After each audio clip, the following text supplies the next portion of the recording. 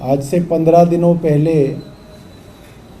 Greater Kailash part 1 M block market, जो कि south Delhi का एक पॉश इलाका है, उसमें दिन दहाड़े एक जिम ओनर की उसी के जिम के नीचे 5 बार गोली मार के हत्या कर दी।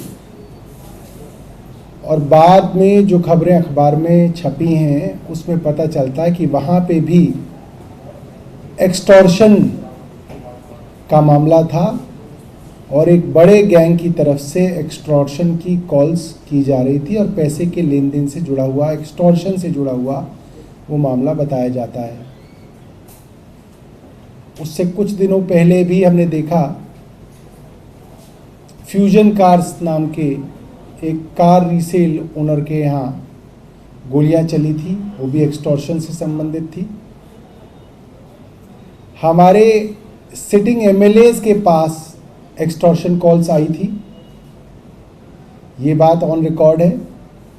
हमारे एमएलए संजीव झा के पास इसी तरीके के एक गैंगस्टर के द्वारा एक्सटॉर्शन कॉल्स आई थी। हमारे दूसरे एमएलए अजय दत्त के पास ऐसे ही एक गैंगस्टर की तरफ से एक्सटॉर्शन कॉल आई थी और कई और एमएलएज के पास भी इसी तरीके से इंटरनेशनल नंबर से एक्सटॉर्शन की कॉल्स आती रही हैं। पिछले 24 घंटों में शुक्रवार और शनिवार की बात हम बताएं तो दिल्ली के अंदर 3 मुख्य इलाकों के अंदर गोलीबारी हुई। कल मैं और राजेंद्र नगर के स्थानीय विधायक दुर्गेश पाठक जी नारायणा के इलाके में गए। पॉश इलाका है जहां पे पुरानी कारों को दोबारा से रिफर्बिश करके बेचने का एक शोरूम था। 6 अलग अलग दोस्त, ज़्यादातर सिख हैं, मिलके पार्टनरशिप के अंदर वो एक काम चला रहे हैं। मिडिल क्लास के लोग हैं, ऐसा नहीं है कि कोई करोड़पति अरबपति लोग हैं, मिडिल क्लास के लोग हैं। और उनके पास पिछले 6 महीने से एक्सटॉर्शन की कॉल्स आ रही हैं। उसकी एफआईआर वो पुलिस में दर्ज करा चुके हैं, उसके बावजूद भी कोई कार्रवाई नहीं हुई। आप समझ सकते हैं कि दिल्ली का बिजनेसमैन आज कितना डरा हुआ है कि पुलिस की कार्रवाई नहीं हो रही थी। इसके कारण उन्होंने अपनी प्राइवेट सिक्योरिटी एजेंसी के साथ हथियारबंद सिक्योरिटी रखी, आर्म्ड सिक्योरिटी उन्होंने अपने शोरूम में रखी हुई थी, गाड़ियों के शोरूम में, क्योंकि एक्सटॉर्शन की कॉल्स आ रही थी। और 2 दिन पहले उस सिक्योरिटी एजेंसी का कॉन्ट्रैक्ट खत्म हुआ है और उनके ऊपर इतनी रेकी चल रही थी, आप सोच सकते हैं, उनके ऊपर इतनी नज़र रखी हुई थी गैंगस्टर्स के गिरोह ने कि 2 दिनों के अंदर अंदर उनकी दुकान पे हमला हुआ। उनकी दुकान के अंदर हमलावर बंदूकों के साथ, पिस्टल के साथ आए और 24 राउंड उनकी शोरूम के अंदर फायरिंग की। बोनट के आर पार गोलियां निकल गई और पूरा का पूरा परिवार, जब हम कल मिले तो दहशत में थे। उनकी पत्नियां वहाँ पे थी, वो कह रहे थे कि साहब हम यहाँ पे काम करने इसलिए आए हैं क्योंकि अगर हम नहीं आएंगे तो हमारा स्टाफ नहीं आएगा। स्टाफ डरा हुआ है। स्टाफ के सर पे पिस्टल रख के कहा गया है कि अगर पैसा नहीं पहुँचा, 5 करोड़ रुपए की डिमांड है वहाँ पे, कि अगर 5 करोड़ रुपए नहीं मिले तो हत्या कर देंगे, सबको मार देंगे। और मालिकों का ये कहना है कि अगर हम नहीं आएंगे तो नौकर नहीं आएंगे, काम करने वाले नहीं आएंगे। काम करने वालों को भी दहशत है और दुकान पे आते हैं तो ये डर रहता है कि घर पे माँ बाप हैं, बीवी है, पता नहीं वहाँ पे कोई हमला कर दे। छोटे छोटे बच्चे स्कूल जाते हैं, किस किस को संभालेंगे? स्कूल में हमला हो जाए, बच्चे को अगवा कर दे, बच्चे को कोई गोली मार दे। और इस तरीके की दहशत का माहौल आज दिल्ली के अधिकांश इलाकों में है। दिल्ली के अंदर कई बड़े बड़े गैंग, चाहे वो नीरज बवानिया हैं, चाहे वो बिश्नोई गैंग है, चाहे वो कई सारे नाम बताए जाते हैं, गोल्डी बरार हैं, कई अलग अलग नाम, एक भाऊ गैंग है, बॉक्सर गैंग है, इतने सारे गैंग्स दिल्ली के अंदर आज सक्रिय हैं कि दिल्ली का आम आदमी डरा हुआ है, दहशत में है। हमें लगा था कि इस दौरान इतनी खबरें आ रही हैं, एलजी साहब एक हफ्ते विदेश की यात्रा पे थे, इसलिए उनकी तरफ से कोई रिएक्शन नहीं आ रहा, विदेश में है। मगर अब तो विदेश से वो वापस आ गए हैं। विदेश से वापस आने के बाद भी उनकी तरफ से कोई इसके ऊपर रिएक्शन नहीं है। वो क्या कर रहे हैं इसके ऊपर कोई चर्चा नहीं है। नारायणा के शोरूम में कब जाएंगे इसके बारे में कोई चर्चा नहीं है। हम बार बार ये कह रहे हैं कि जब से वे एलजी बने हैं, क्राइम की रिपोर्ट है कि दिल्ली के अंदर कानून व्यवस्था बदतर होती जा रही है।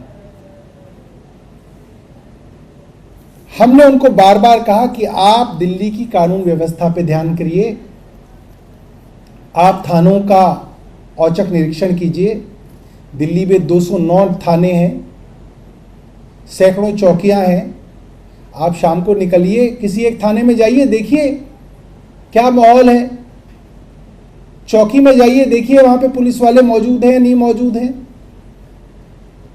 एक साल पहले इन्हीं एलजी साहब के अधीन नए साल को 31 दिसंबर की रात को एक लड़की को नग्न अवस्था के अंदर इस शहर में 20 किलोमीटर तक उसकी लाश को घसीटा गया था।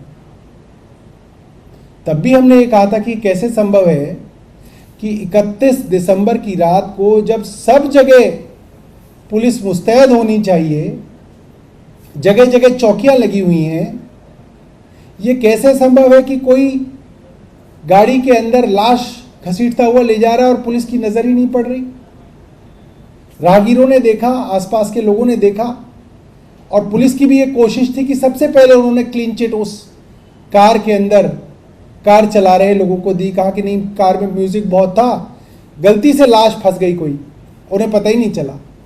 पहले ही दिन डीसीपी साहब ने क्लीन चिट दे दी थी उनको।